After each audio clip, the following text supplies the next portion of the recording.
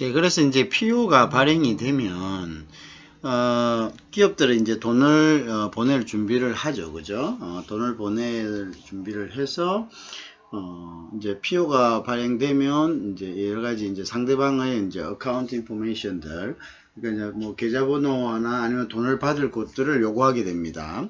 그러면 이제 PO에 따라서 PO 금액이 도달하는데요. 이런 경우에는 보통 이제 TT를 사용할 경우에 그렇게 시작을 합니다. 그죠? 정신한 송금. 그런데 그렇지 않고 이제 PO를 발행되면은 신용장 프로세스 같으면은 신용장 발행 절차를 밟게 될 것입니다. 어쨌든 이 단계가 되면은 수출업자는 자기의 어떤 신용장 이 통지될 그 어카운트 번호를 어쨌든 줘야 됩니다. 그러니까 어카운트 번호라는 것은 자기의 그 외국한 통장, 그죠? 외국 돈을 받을 수 있는 통장의 번호와 그 다음에 그 은행을 상대방이 가르쳐 줍니다. 그럼 대부분 신용장 같은 경우는 자기 통장의 은행, 그죠? 그 수출업자가 가르쳐주는 자기 계좌번호가 있는 그 통장의 은행을 통해서 노티파이 되는 경우가 어드바이징 되는 경우가 대부분입니다. 아니면 또 별도의 또 은행들은 어드바이징 뱅크를 따로 사용하기도 합니다. 그 좀 아랍계 은행 같은 경우는 아랍계 은행이 아니라 아랍계 고객 같은 경우는 보통 자기 나라의 은행을 어드바이징 뱅크로 해서 그 통지를 하게 됩니다. 그죠? 이게 이제 신용장을 발행했다는 것을 수출업자에게 통지하는 은행들, 이제 대부분의 경우는 수출업자가 가르쳐준 수출업자의 계좌가 있는 그 은행으로 보통 어드바이징이 되는 경우가 많습니다. 자, 어쨌든 간에 이제 그런 식으로 우리가 청약과 승낙이 이루어져서 계약에 이제 그 purchase order하고 opacit하고 이렇게 왔다 갔다 하면서 되는 경우를 이제 얘기를 했습니다. 그죠? 좀 더 이제 디테일한 프로세스는 우리가 가면 조금씩 이제 더 하게 되죠. 그죠? 그래서 이제 너무 그런 부분은 염려 안 해도 될 것 같고요. 자, 그래서 자, 그 다음에 이제 또 보죠. 그 다음 청약에 대해서 승낙을 하면은 계약이 성립되는 겁니다. 그죠? 우리가 이제 저쪽에서 이제 purchasing order를 넣고요. 그 다음에 이제 이쪽에서 그 부분들이 전부 다 이제 청약, 아까 얘기한 이제 오퍼를 놓으면은 카운트 오퍼를, 그죠? 그 다음에 카운트 오퍼에서 다시 이제 펌 오퍼를 넣으면 이제 그 소위 이야기한 이제 청약에 대한 승낙을 한 게 되는 겁니다. 그죠? 자, 그러면 이 성낙이란 것은 언제, 예를 들어서, 아까 purchase order가 있었죠. purchase order는 그러면 언제,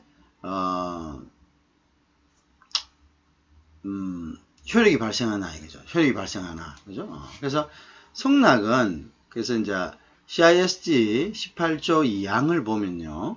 성낙은 그 의사표시가 청약자에게 도달할 때 효력이 발생한다. 이렇게. CISG는 상품무역에 관한 어떤 규정이죠. 국제 규정이죠. 그래서, 성낙은 그 의사표시가 청약자에게 도달한 때 효력이 발생된다. 그죠?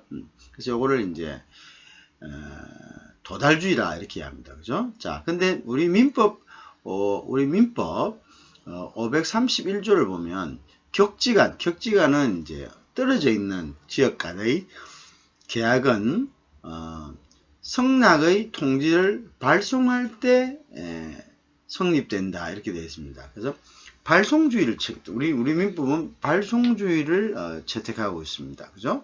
자, 그 다음에 이제 그런데 이제 다만, 그죠? 자, 528조, 529조를 보면요. 다만 성납 기간을 정한 경우에, 자, 이 기간 내에 성낙을 어떤 그 결정을 하십시오라고 기간을 정한 경우에는 그 성낙 기간 내, 그죠? 내 청약자가 성낙의 통지를 받지 못한 경우에는 계약은 성립되지 않는다. 이게 발신주의가 아니죠. 발신주의가 아니죠. 도달주의를 한다. 격지간에, 그죠? 격지간에 그렇게 되겠죠. 그래서 그렇다면 이제 우리가 CISG와 일맥상통한다, 그죠? 일맥상통한다, 도달돼야 된다 이런 뜻입니다. 격지간에, 그죠? 그런데 이제 보통 그렇지 않는 경우에는 계약은 성낙의 통지를 발송한 때 성립된다. 그래서 이제 그 종류도 여러 가지 또 좀 있습니다. 바로 이제 기한을 둔 경우에는 성낙은 그 기한 내에 통지해서 상대에게 도달을 해야 되는 거고, 왜냐하면 그 기한을 항상 뭡니까 오지도 않았는데 했다 이렇게 하면은 그거는 그렇잖아요. 그죠? 그래서 그 어떤 기한이 있을 때는 그것만 이렇게 기다릴 수가 없으니까 일단 통지를 도달이 돼야지 이제 그거를 효력을 가질 수 있도록 그렇게 한 거죠. 그죠? 그래서 이제 그런 이제 여유를 두고 있기 때문에 CISG의 18조 2항과 상통한다 이렇게 보면 되겠습니다. 자, 그 다음 이제 청약의 의의를 한번 봅시다. 청약이라면서 우리가 offer라 그럽니다. offer. 청약은 offer죠. 청약은 거래 당사자 일방, 그죠? 그래서 청약자 offerer, 그죠? offerer 이렇게 청약자 거래 당사자 일방이 일정한 내용의 계약을 체결할 것을, 그죠? 상대방 피청약자 offeree에게 제의하는 의사표시입니다. 그죠? 그래서 이 청약은 파는 사람이 또 할 수도 있는 거고, 또 사는 사람이 제안할 수도 있는 거죠. 오픈은, 그죠? 사는 사람이 내가 사겠다 했을 때 파는 사람이 좋다 하면 이제 승낙이 되는 거고, 그다음에 파는 사람이 내가 팔겠다 하면 사는 사람이 좋다 하면 또 이제 그게 또 승낙이 되는 거겠죠. 그죠? 어쨌든 이때 이제 청약자와 피청약자, 그죠? 청약을 하는 사람을 우리가, 그게 파는 사람이든 사는 사람이든 청약을 하는 사람을 우리가 offerer 이렇게 이야기하고, 그 다음에 청약을 받는 사람을 우리가 offeree라고 이야기합니다. 그죠? 그래서 이제 어쨌든 이 청약은 상대방이 승낙을 해야 계약이 성립한다 이렇게 돼 있죠. 그래서 CISG 제14조의 청약의 개념이 되어 있습니다. 그거 보면은요 이렇게 되어 있습니다. A proposal for concluding a contract. 자, proposal for proposal이죠. proposal이라는 것은 이제 청약을 이야기합니다. 우리가 보통 뭐 결혼을 propose 한다 이렇게 이야기하잖아요. propose는 a proposal. 자, 뭐에 대한 for concluding. 자, 결정하는 것에 대한 어떤 결정입니까? A contract. 어떤 계약에 대해서 계약에 대해서 결정하자라고 제안하는 것. 자, 우리 요런 계약을 하자라고 제안하는, 그죠? 어떤 계약이냐면, addressed. 자, address는 던져진 계약이죠. to one, 어떤 한 사람에게, or more specific persons. 또는 좀 더 특정한 사람들에게, 그죠?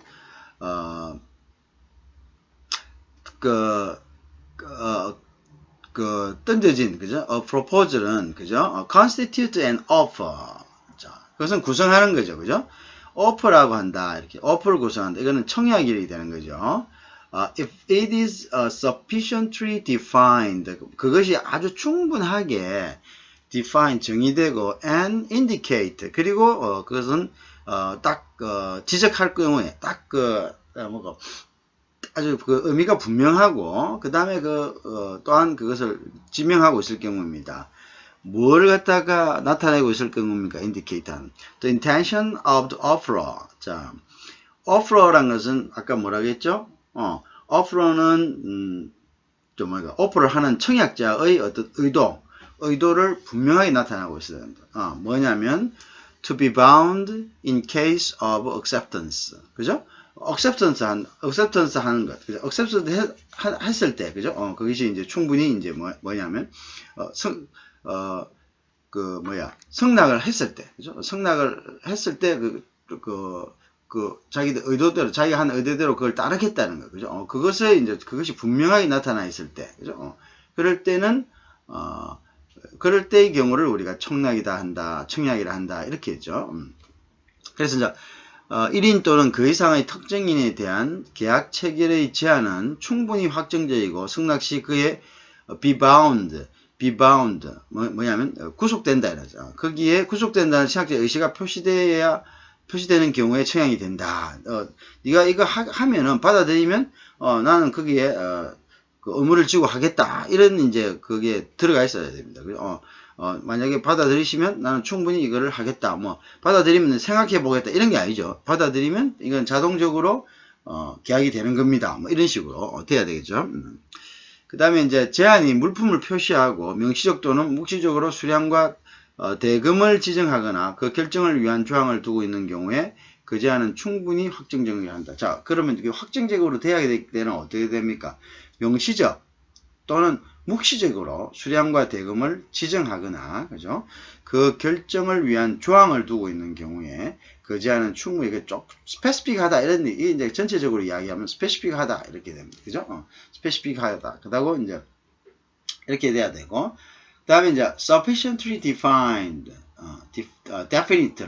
sufficiently definite라는 것은 뭐냐면 충분히 명확해야 되고, 그죠? 그리고 이제 인지시키고 있어야 된다. 그죠? 뭐를 인지시켜야 된다는 겁니까? The intention of offerer.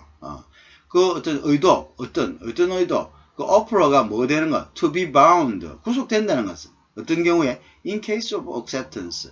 만약에, 피청약자가 그것을 받아들이는 경우에, 나는 그 의무를 지겠습니다. 라는 그러한 조항들이, 그러한 이제 그 내용들이, 거기에 나타나 있으면, 그죠? 나타나서 offer에, 청약에 나타나 있으면은, 이것은 우리가 이런 것들을 이제 우리가 청약이라고 한다. 이렇게 이야기가 돼 있죠.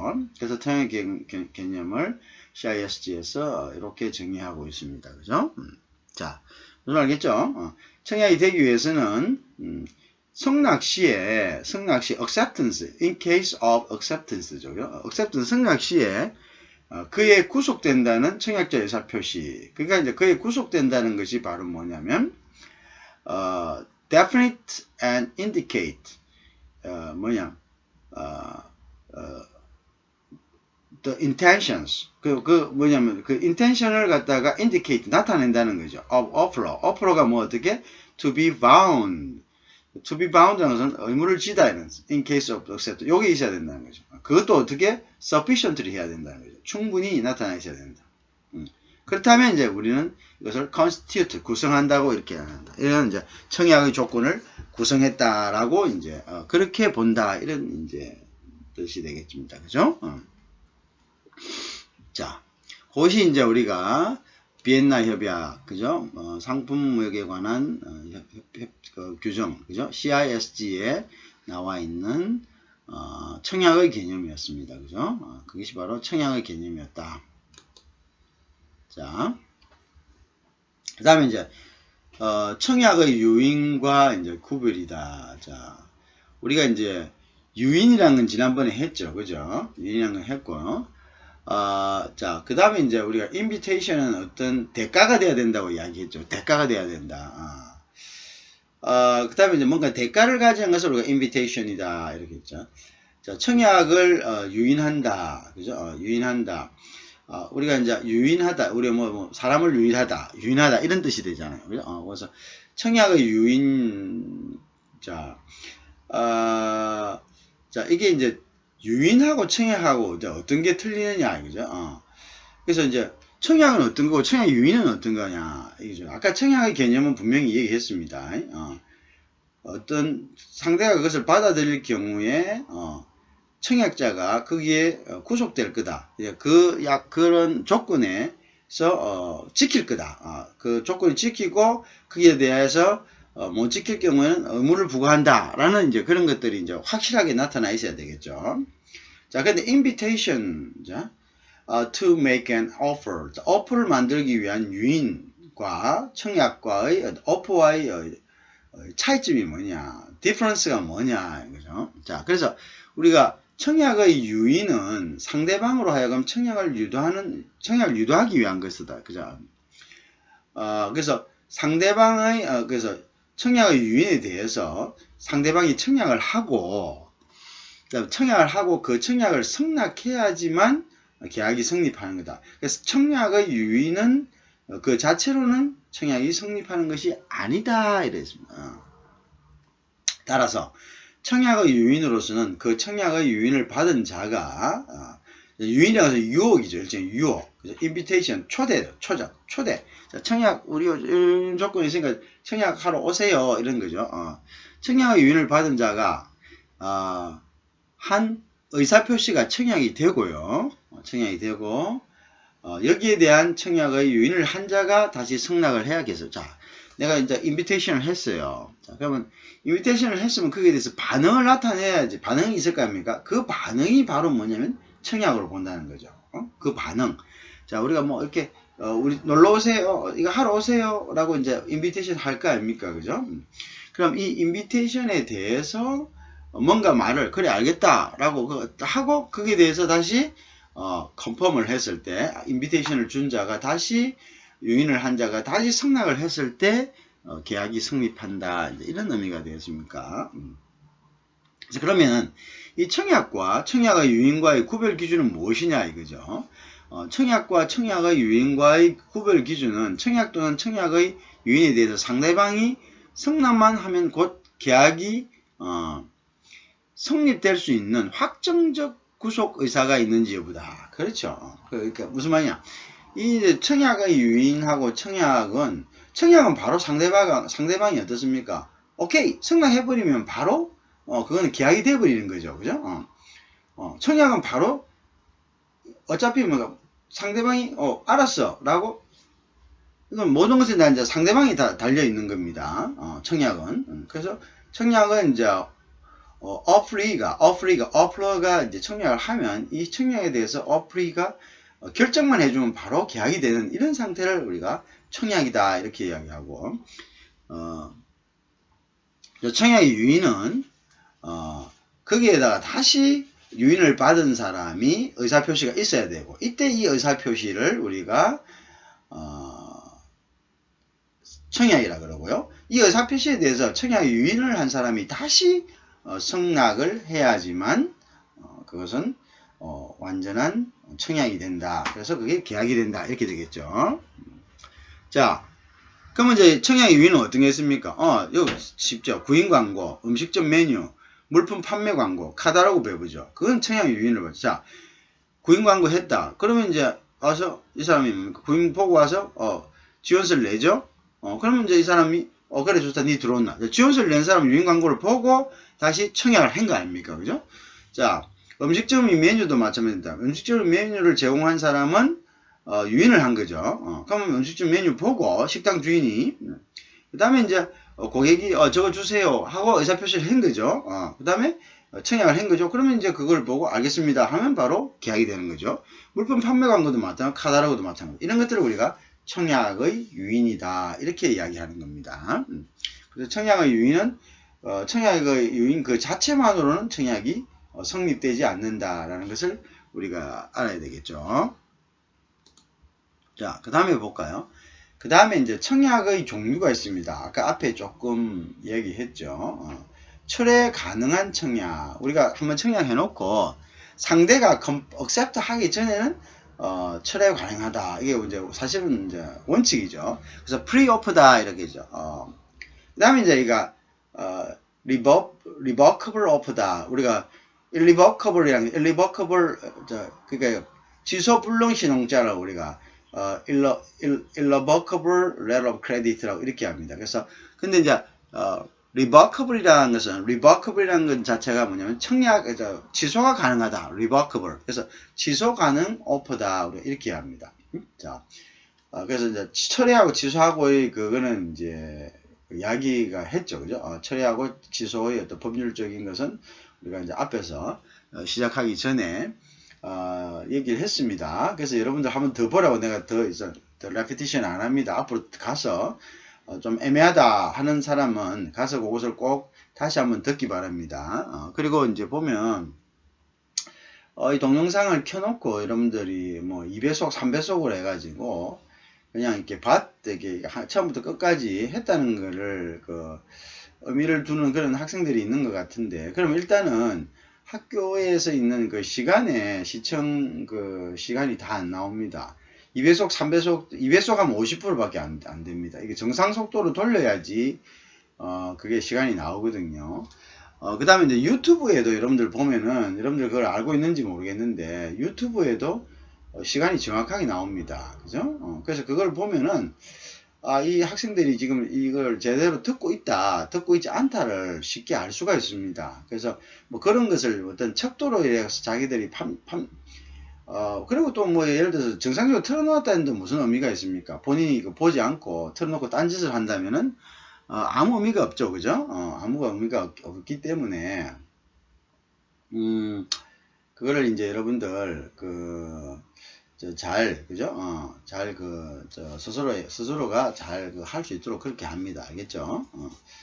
공부는 본인이 하는 거니까. 그래서 특히 이제 이런 부분들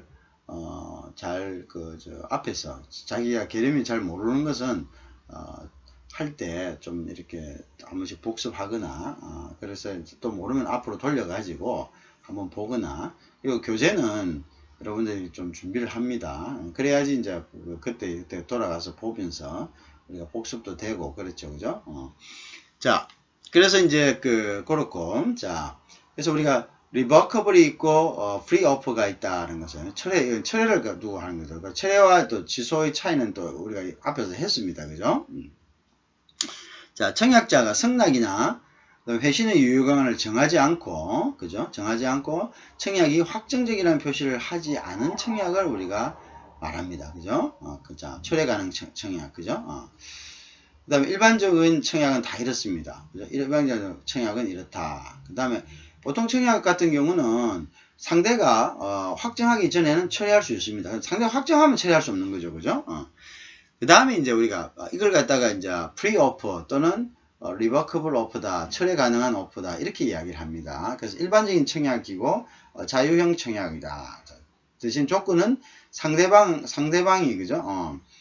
상대방이 뭐냐면은 이걸 확정해버리면 안 됩니다. 그죠? 그래서 이제 유효기간 정하지 않고 회신의 유효기간 정하지 않고 기타 청약이 확정기간 표시를 하지 않는 청약을 말합니다. 그죠? 그렇죠. 자, 그래서 이제 일반적인 청약이죠. 그럼 이제 그 다음에 이제 철회 불능 청약이라는 것은 뭐냐면, 근데 이제 우리가 요거 조금 이제 우리가 여러분 여기서 일반적인 청약을 이야기하는데, 무역에서는 이게 일반적인 청약은 아닙니다. 철회 가능 청약이. 무역에서는 보통 buried date라 해가지고요. buried 유효 가능일, 이 오퍼가 유효한 일을 뭐 30 days, 60 days라든지 뭐 7 days라든지 이렇게 해놨기 때문에 철회 불능 청약의 경우가 많습니다. 확정 청약이죠. 펌오퍼가 많습니다. 보통 무역에서는. 그죠? 그 안에 이제 저쪽에서 그쪽에서 이제 그걸 컨펌을 해야 되겠죠. 그죠? 청약자가 청약을 철회하지 않기로 하는 청약. 이건 청약을 보통 이제 그 부분이, 보통 무역에서의 오퍼는 철회 불능 청약인 경우가 많습니다. 그죠?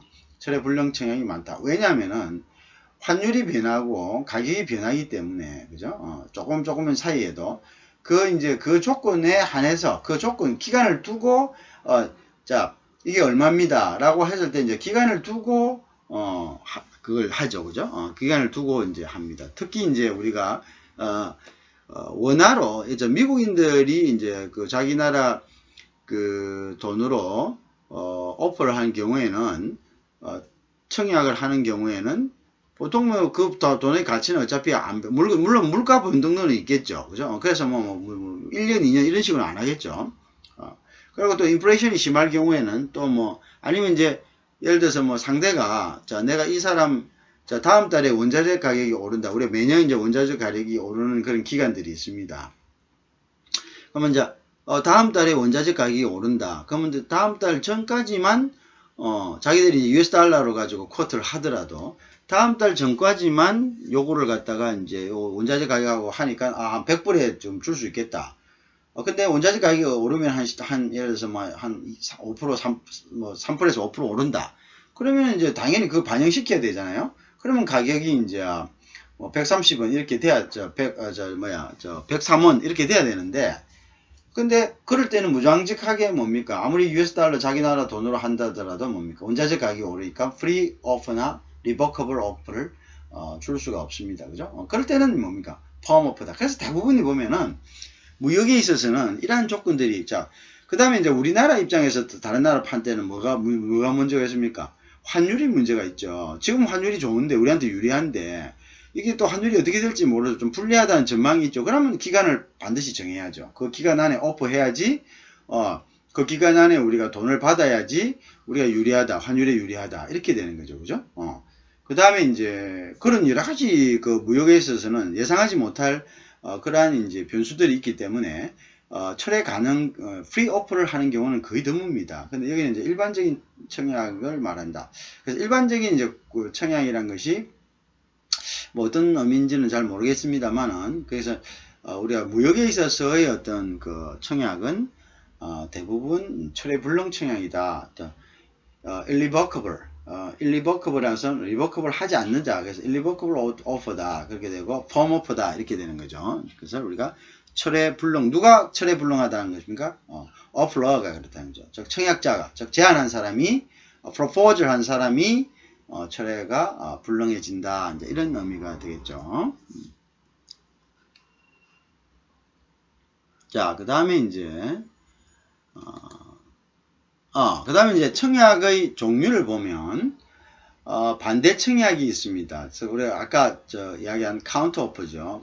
카운터 오퍼가 된다는 것은 새로운 청약이라는 뜻입니다. 그러니까 앞 시간에 내가 조금 이야기를 했는데, 예를 들어서 카운터 오퍼 한다는 것 자체는 앞에 있는 거는 완전히 무시해 버린다는 이야기죠. 앞에 있는 거는 완전히 무시해 버리고, 그죠? 카운터 오퍼라는 것은 앞에 있는 그대로 무시해 버리고, 그러니까 카운터 오퍼가 왔다는 이야기는 아니 난 당신이 제안한 것 중에, 원래 카운터 오퍼라는 것은 그 내용 중에 한두 개겠죠. 한두 개가 뭐 그래서 안 맞아요. 가격이 안 맞는다든가, 수량이 안 맞는다든가, 딜리버리, 그러니까 납기일이 안 맞는다든가, 아니면은 뭐 딜리버리 조건들, 인코텀스가 맞단다든가, 뭐 이런 여러 가지 보험 조건들, 뭐 이런 거 있죠. 그렇지만 그것을 하나, 그러면 이제 우리가 청약해서 요것만 이제 리젝트 했네. 그러면 다른 거는 유효하겠지 하고 그냥 진행하면 안 된다 이거죠.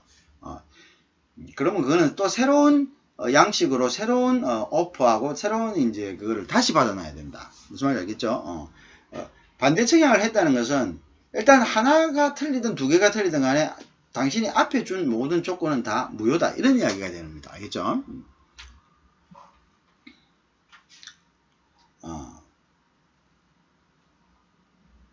자, 그래서 이제 사실은 그렇습니다. 그죠? 사실은 그렇다. 자, 그래서 이제 원래 그렇게 되는데요. 원래 이제 그게 원칙인데요. 이제 그래서 새로운 청약이다 이렇게 되는데요. 새로운 청약이다. 자, 그런데 이제 보통 근데 이제 그래 대해서 근데 이제 반대 청약도 청약인데요. 반대 청약에 대해 원청약자가 승낙, 그래서 그러니까 이제 원청약자가 승낙을 하면 계약이 성립된다 이렇게 되어 있습니다. 반대 청약에 대해서 원청약자가 승낙을 하면 계약이 성립이 된다. 그렇지만 사실은 이제 뭐냐면은 이 청약 자체가 이제 이건 좀 더 조율이 필요합니다. 그죠? 그래서 그럼 그거에 대해서 또 다른 또 다른 어그리가 있어야 되겠죠. 그러면 요거 빼고 요거 합니다. 그러니까 새롭게 한다는 이야기죠. 그러니까 차라리 이것보다는 물론 이것도 이제 법적인 효력을 가질 수 있습니다. 그렇지만 이것보다는 원래대로는 반대 청약이 오면은 다시 청약서를 다시 만들어 가지고 그 사람이 요구하는 반대 청약에 해당하는 그 내용을 수정해서 다시 보내는 경우가 대부분입니다. 알겠죠? 그 다음에 이제 서브컨 오퍼라, 최종 확인 조건부 청약입니다. 자, 무슨 말이냐면요. 자, 서브컨 오퍼에 대해서 상대방이 승낙을 해도 계약이 성립되지 않습니다. 자, 뭐냐면 이제 예를 들어서 자기가 이제 사겠다. 자, 얼마다 하고 했습니다. 자, 그런데 결국은 뭐냐면 여기 수량이 없을 수가 있잖아요. 수량이. 자기가 이제 수량이, 내가 일단은, 그자, 이럴 경우에는 당신이 오퍼해도 내가 남아있는 재고를 확인한 다음에, 가능하다. 다시 내가 한 번 더 확인해야 된다. 다시 청약한 사람, 다시 오퍼한 사람이 한 번 더 확인해야 된다. 이럴 때 이제 뭐냐면, 최종 확인 조건부 청약입니다. 무슨 말인지 알겠죠? 그래서 승낙에 대해 원청약자가 수락을 해야 된다. 이게 이제 다시 한번 확인해야 된다. 이런 뜻이죠. 자, 청약자, 승낙에 대해서. 자, 원래 원청약자가 다시 청약합니다. 자, 요런 조건을 팔겠습니다. 날짜는, 요런 거로 배달하겠습니다. 했는데, 이제 여기에 이제, 최종 확인부. 그러나, 최종, 성립하기 위해서는, 오퍼자의 최종 확정이 필요합니다. 이렇게 된 거예요. 근데 보통령의 경우는 이제 그렇게 명시를 해야 됩니다. 명시를 하지 않으면 안 되죠. 그죠? 그건 이제 피청약자의 승낙을 해도 계약이 성립되지 않는 경우입니다. 그죠? 수량이 있어야 준다든지, 뭐 이런 거죠. 그런 거 이제, 예를 들어서 뭐 지금, 택배가 파업을 하고 있다. 또는 뭐 이렇게, 뭐 여러 가지 이제 문제가 있을 수가 있겠죠. 그 나라에 문제가 있을 수가 있겠죠. 그럴 때는 이제, 파는 사람이 이 물건이 갈 수 있는지 없는지를 갖다가, 그죠? 그 다음에 공장에서 뭐 스트라이크가 일어났다. 그죠? 뭐 보통 받는데, 또 지금 기간이 그런 기간이고 그래서, 납품이 안 될 수도 있다. 뭐 이런 경우죠. 이런 경우는 이제 우리가, 그런 경우는, 확인을 해봐야 된다. 그죠? 그것을 우리가 이제 뭐냐면 최종 확인부. 그죠? 자, 그래서 이제 그거는, sub conditional offer다. 그죠? 그래서 이제, 최종 확인부, 또 다른 조건이 하나 있다는 거죠. 그죠? 다른 조건이 하나 있다. 완전히 성립하기 위해서는. 그렇게 이제 이해하시면 되겠습니다. 자, 그래서 이제 청약의 효력에 대해서 CISG 15조 제16조에서 명시하고 있는 내용은 어떤 건지 한번 봅시다. 그래서 CISG 15조하고 16조를 다시 정리하면 다음과 같습니다. 그래서 이제 15조는 철회에 가는 것이고 16조는 이제 취소에 가는 겁니다. 그죠? 근데 여기 지금 PPT가 조금 틀린 내용으로 되어 있는 것 같은데, 우리가 내가 아까 들어가서 보라고 얘기를 했는데요. 취소와 철회의 차이점은 뭡니까, 여러분? 철회란 것은, 취소와 철회의 차이점은 유효성과 소급성이 있다 그랬죠. 유효성. 즉, 유효하기 전 상태냐, 아니면 유효한 상태냐. 이것이 하나의 기준이 되고요. 또 하나는 뭐냐면, 그러면 이제, 무효가, 그러면 앞으로 돌아가서 처음부터 무효가 되느냐, 아니면 향후부터 무효가 되느냐, 이것이 이제 또 하나의 기준이 된다고 했죠. 그래서 취소란 것은 일단, 유효하지, 즉, 효과가 나타나지 않은 것에 대해서 향후에도 효과가 없다라고 이제 선언하는 것이 바로 그게 철회가 되겠습니다. 그죠? 철회가 되겠죠. 자, 그럼 철회란 것은 아직 효력이 발생하지 않는 부분에 대해서 뭡니까? 효력이 발생하기 전에 의사표시는 했습니다만은 효력이 발생하기 전에 그 의사표시를 회수하는 거죠. 거두어가는 거죠. 그죠? 그 다음에 이제 취소란 것은 이미 효력이 발생되었습니다. 그죠? 근데 이제 효력이 발생된 것에 대해서 소급해서 원래 처음부터 효력이 없던 것으로 하는 것을 우리가 취소라고 합니다. 그러면 법적인 안정성이라는 문제가 발생하겠죠. 그럼 법적인 안정성 문제에서 상대방은 어떤 부분이 더 피해를 보겠습니까? 철회는 어차피 이쪽에서 승낙을 하지 않은 상태에서 청약자가 자기의 의사를 거두어가는 거기 때문에 그것은 이제 뭐 큰 피해는 없겠죠. 그죠? 그렇지만 취소란 것은 어떤 효력이 발생되었습니다. 발생되었는데 이제 발생된 그 효력을 처음부터 해서 무효화시키는 거죠. 자, 그러한 부분들에 대한 것을 국제 상품 매매 협약에 관한 유엔 협정인 CISG에서는 15조와 16조에 명시하고 있습니다. 그죠? 자, 그래서 이제 청약은 상대방이 도달한 때부터 효력이 발생한다. 그죠? 도달한 때부터. 그죠? 자, 청약의 횟수는 도달 전 그리고 동시에 상대방에 도달한 경우 회수할 수 있다. 그래서 또 뭐냐면 이제 도달 전에 상대방이 이제 그거를 갖다가 보기 전에 그죠? 보기 전에 또한 그와 동시에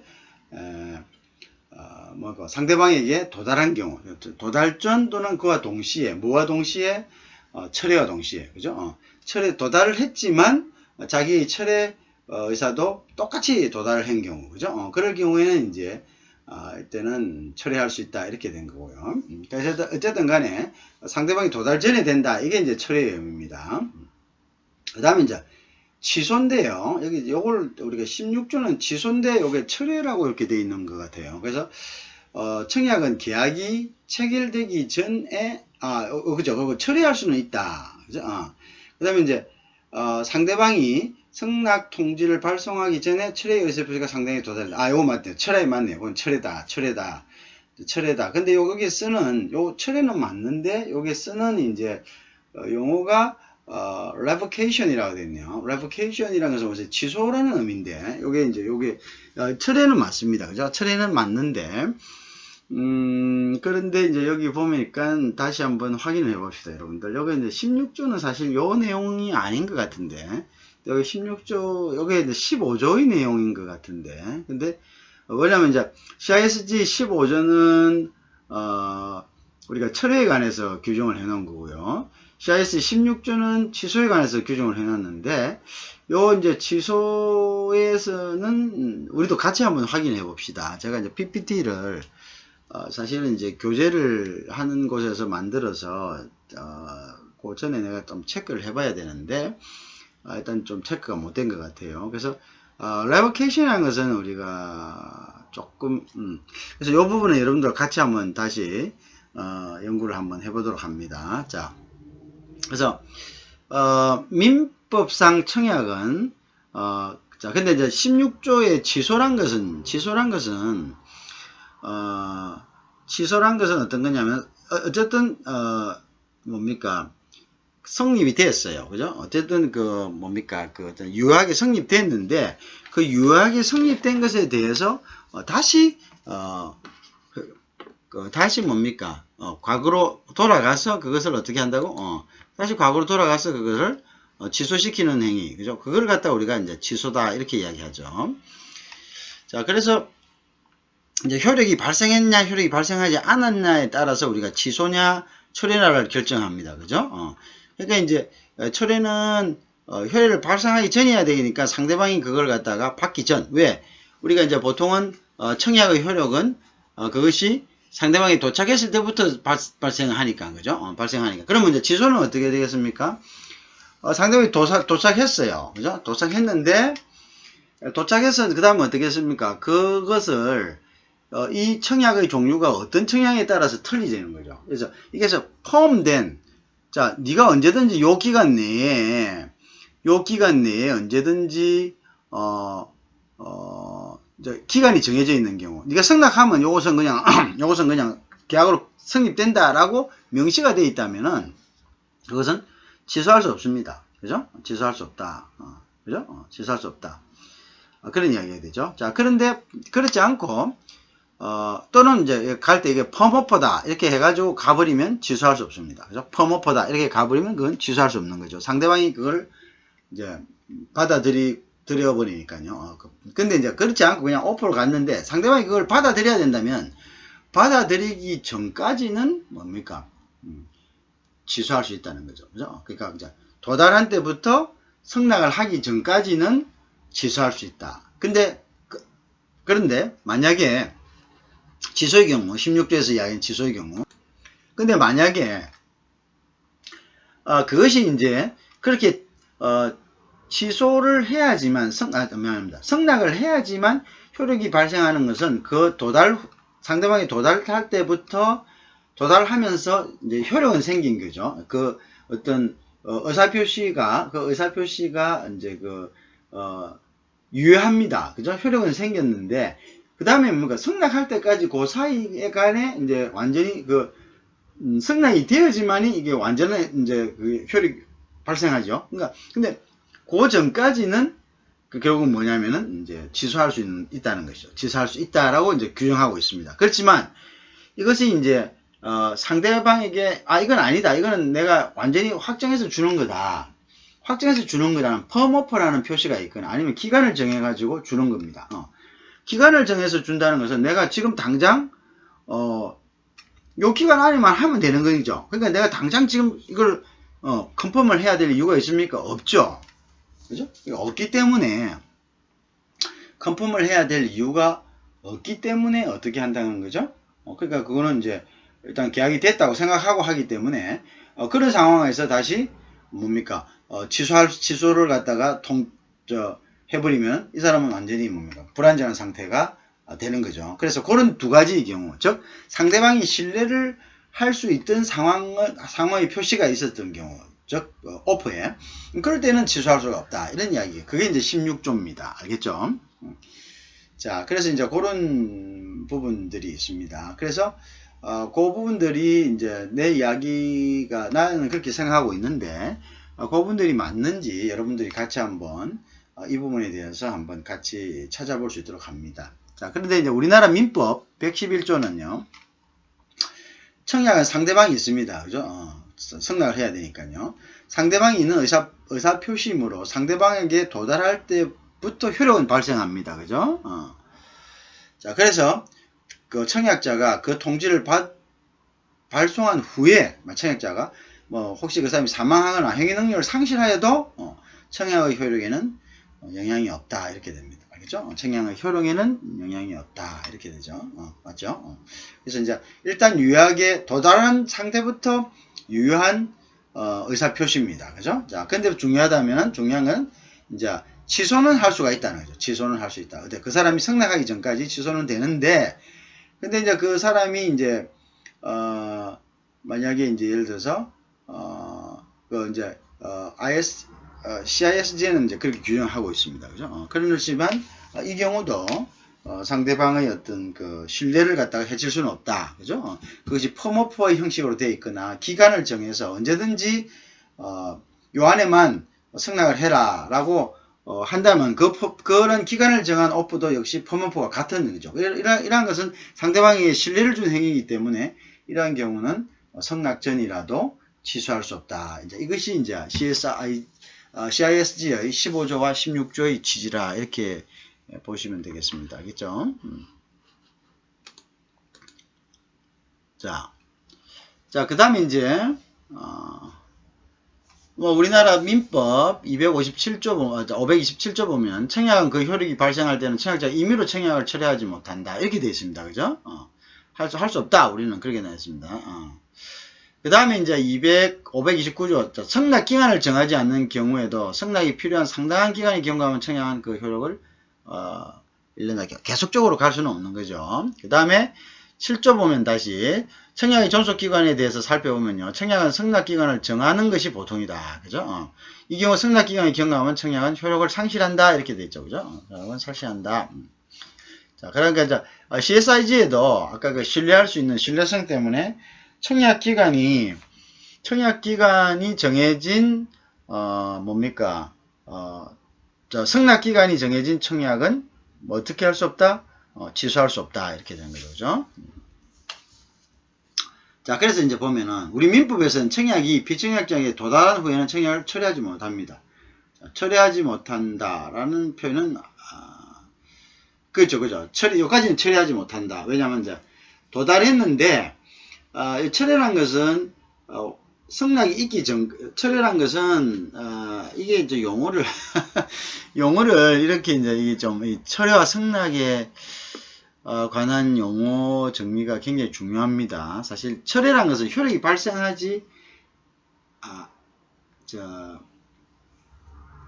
않은 거죠. 그죠? 효력이 발생하지 않은 상태를 우리가, 철회라 이렇게 이야기하죠. 그래서 이제, 어쨌든 민법에서는 비청약이 도달한 후에는, 처리하지 못한다. 근데 CISG에서는 청약이 비청약에 도달한 후에도 비청약자 승낙의 통지를 발송하기 전에는 원칙적으로 청약을 취소할 수 있다. 이렇게 되죠. 철회가 아니고 취소할 수 있다. 이미 의사표시로서는 이제 이게 저기 뭡니까? 의사표시로서는 효력이 발생한 거죠. 그죠?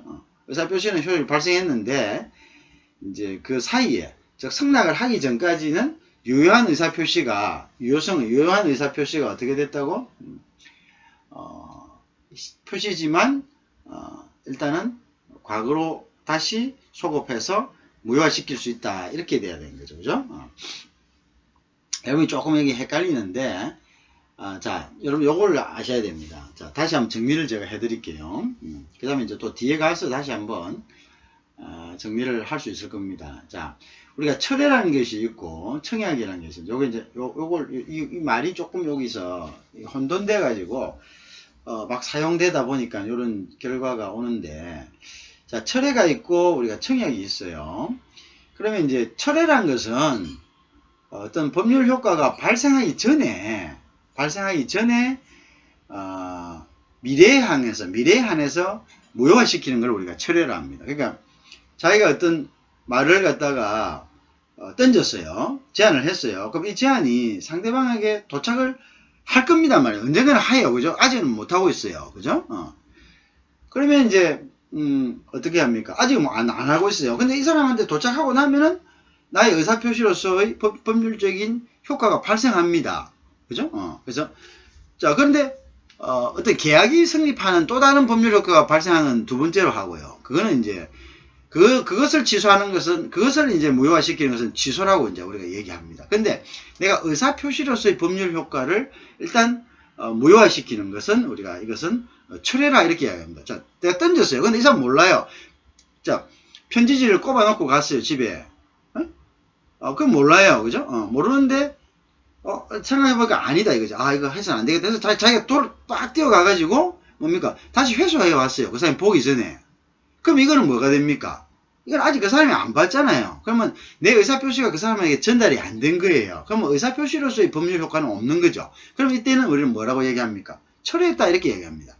근데 내가 그 사람이 딱 뜯어보려고 딱 하는데 가서 탁! 아이고 아닙니다. 이거 제가 잘못했습니다 하고 받아간다. 이것도 뭐냐면은 이것도 또는 뭐 딱 뜯어가고 딱 내용을 보고 있는데 바로 동시에 가가지고 이거 아닙니다. 죄송합니다. 잘못된 겁니다. 이거 뭐 내용이 잘못됐습니다. 가져오면 이거는 철회다 이거죠.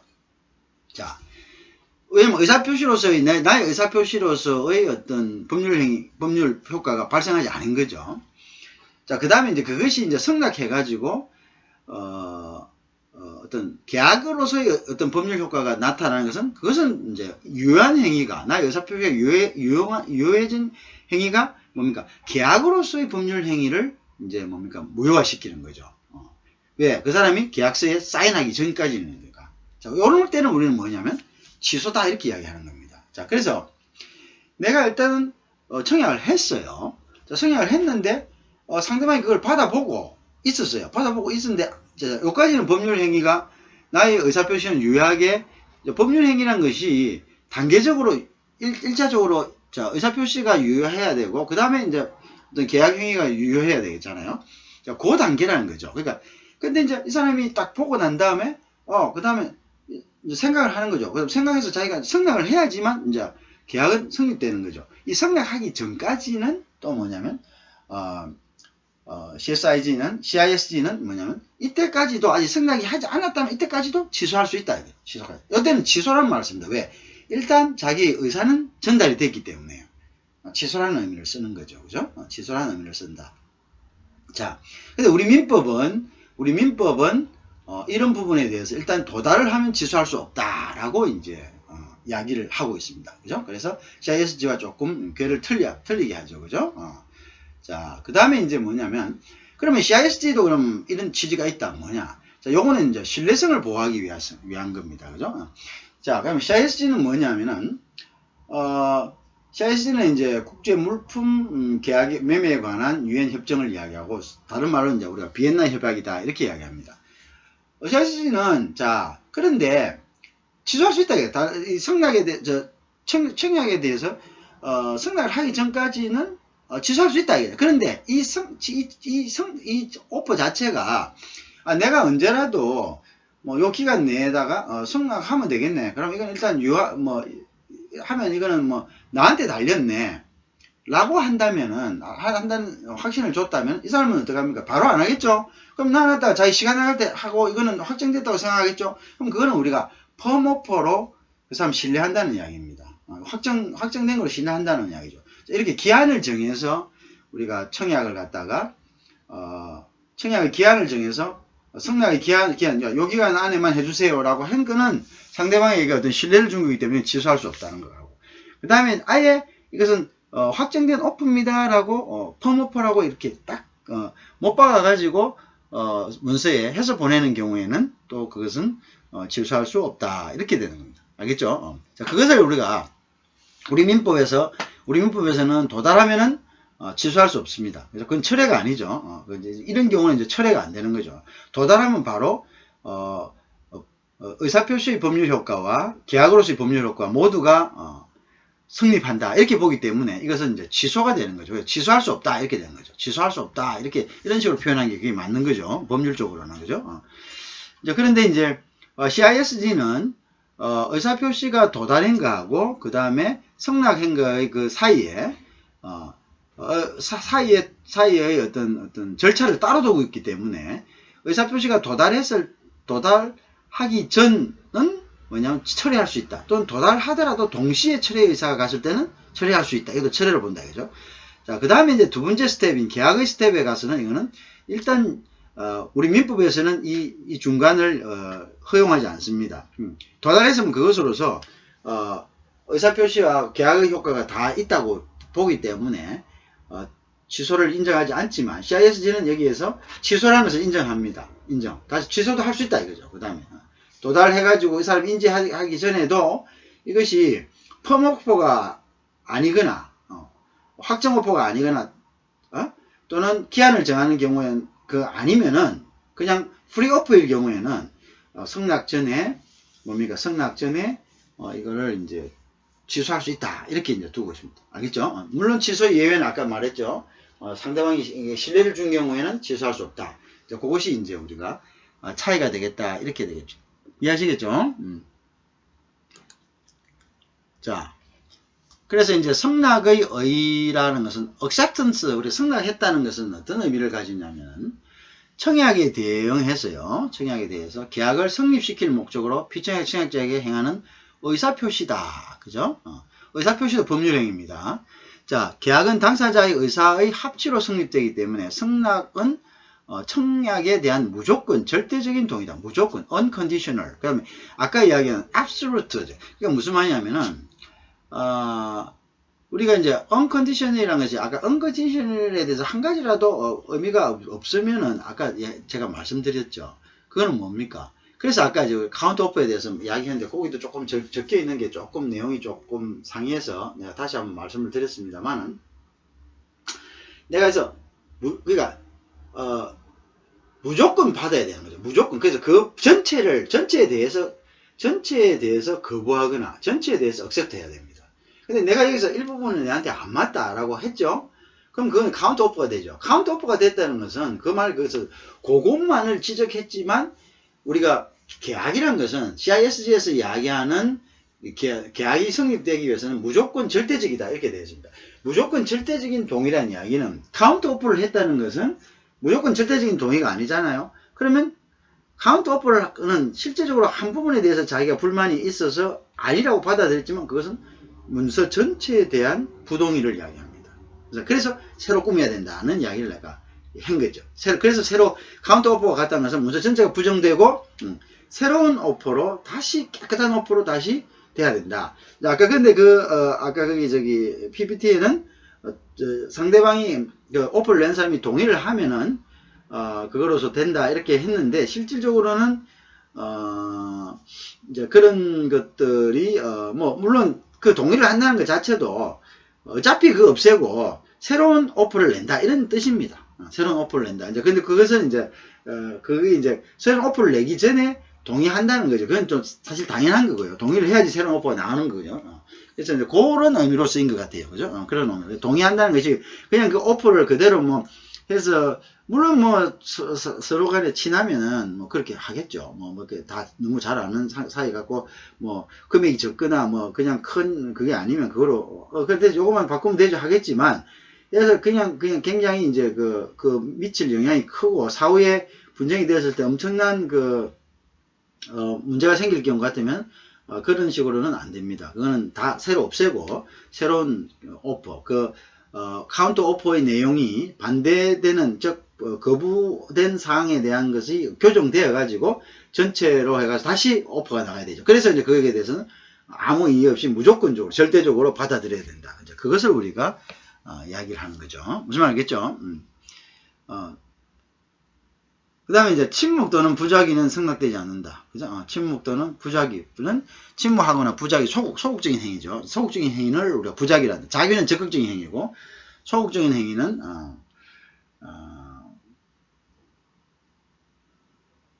아니면 아니라고 바로 얘기해야지. 그럴 수도 있지. 뭐, 이런 거 안 된다, 이거. 아니다, 이렇게. 승낙. 그럴 수도, 그렇게도 될 수도 있겠네. 뭐, 이런 식으로 이렇게 하는 걸 우리가 부작위다, 이렇게. 보고만 있는 거. 그러니까 수동적으로, 적극적으로 나서지 않는 거. 그걸 이야기합니다. 자, 또한 승낙을 의도하고 있으나 부가, 제한, 그 밖의 변경을 포함하는 청약에 대한 그렇죠. 그거는 이제 우리가 뭐냐면, 승낙을 의도하고는 있지만 어떤 부분에 대해서 불만이 있다는 거죠. 그게 이제 부가, 제한, 그 밖의 변경을 포함하는 청약에 대한 응답과는 구별하다. 그것을 우리는 카운터 오퍼라 한다. 그래서 이제 응답은, 이거에 대한 응답은 청약에 대한 거절이면서 새로운 청약이다. 아까 이야기했죠. 새로운 청약이기 때문에 우리는 카운터 오퍼라, 여기 나오네. 새로운 청약이다. 이렇게 나오죠. 그래서 이제, 카운터 오퍼는 새로운 청약입니다. 새로운 청약이기 때문에 전체자를 거절하는 것과 똑같은 효과가 가지고, 알겠죠? 그래서 새로 만들어야 된다. 자, 우리가 다시 한번 봅니다. 승낙은 청약에 대한 동의를 표시하는 상대방의 진술 또는 그 밖의 행위다. 그죠? 그래서, 침묵 또는 부작위 승낙이 되지 않습니다. 그래서, 무슨 말이겠죠? 또한 승낙을 의도하고 있으나, 부가, 그죠? 부가, 제한, 이게 더 필요하다. 이거는 안 된다. 그 밖의 변경을 포함하는 청약에 대한 응답은, 그거는 뭐냐면, 이거는 승낙과 구별해야 됩니다. acceptance. 이거는 뭐냐면, 청약에 대한 거절입니다. 그리고 그 거절은, 아까 청약에 대한 거절, 승낙이 되기 위해서는 무조건이어야 되니까. 그러니까 이게 거절한다는 것은 이건 새로운 청약이다. 이건 아니다. 새롭게 해달라. 이런 거. 새로운 청약이 된다고 규정하고 있다. 새롭게 만들어야 된다. 이런 이야기입니다. 자, 무슨 말 이야기했죠? 그래서 일부 청약은 청약에 대한 거절이고, 이건 새로운 청약이다. 새로운 청약이니까 새롭게 만들어야 된다. 그리고 청약에 대한 승낙은 무조건적이고, 그 다음에 무조건적이고 어떻게? 절대적이어야 되고, 그죠? 무조건적이고 절대적이어야 된다. 그리고 이것은 침묵이나 소극적인 행위로 해서는 안 된다. 그죠? 적극적으로 승낙해야 된다. 이렇게 됩니다.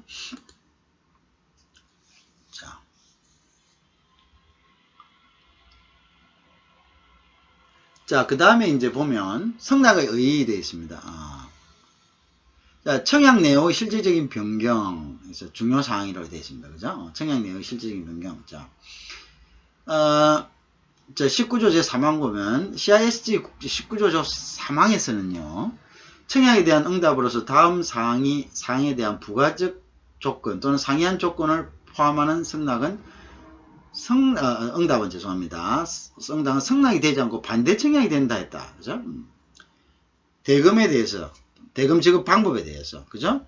그 다음에 물품의 수량과 품질, 그 다음에 인도 시기 장소, 책임 범위, 분쟁, 이게 들어가 있으면 이것은, 전체적으로 이거는 뭐냐면 반대청의 이거는 완전히 내용이 틀린 거다. 이렇게 된다. 대금 금액, 대금의 지급일 조건, 그죠? 그 다음에 이제 물품의 수량과 품질, 장소와 시기, 당사자 상대방에 대한 책임 범위, 그죠? 그 다음에 이제 책임 범위라고 해서 뭐 인코텀즈도 되고 뭐 여러 가지 계약서상의 그런 그게 되겠죠. 분쟁 해결, 그죠? 그 다음에 이제 뭐 소송 중재 재판 관할지 뭐 이에 대한 것에 이제 커렉션을 요구하면은 그것은 반대 청약이 된다, 이렇게 되겠습니다. 무슨 말 이해하시겠죠? 자, 여기까지 하겠습니다.